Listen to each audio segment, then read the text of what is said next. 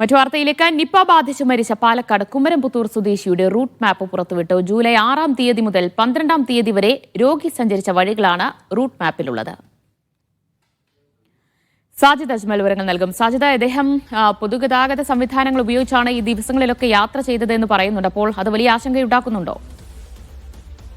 6-ാം തീയതി മുതൽ 12-ാം തീയതി വരെയുള്ള റൂട്ട് മാപ്പ് പ്രകാരം അദ്ദേഹം പൊതുഗതാഗത സംവിധാനം തന്നെ ഉപയോഗിച്ചിട്ടില്ല.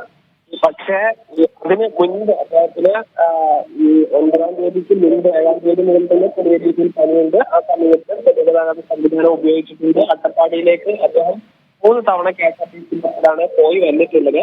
പിന്നീട് അദ്ദേഹത്തിന് പനി കലശലായതോടുകൂടി ഈ മറ്റ് വാഹനങ്ങളിലാണ് അത് പട്ടമ്പലത്തേക്ക് ഈ സ്വന്തം കാറിൽ പോയിട്ടുണ്ട്. കൂടാതെ സുഹൃത്തുക്കൾക്കൊപ്പം ഈ പൊൻപാറയിലേക്ക് സൈക്കിൾ യാത്ര ചെയ്തിട്ടുണ്ട്.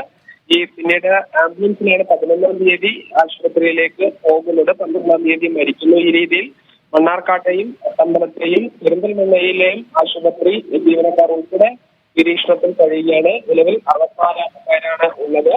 ഈ പനി പ്രായമായില്ലാത്ത സമയത്താണ് KSRTC ബസ്സിലും മറ്റും പോയിരിക്കുന്നത്. ആ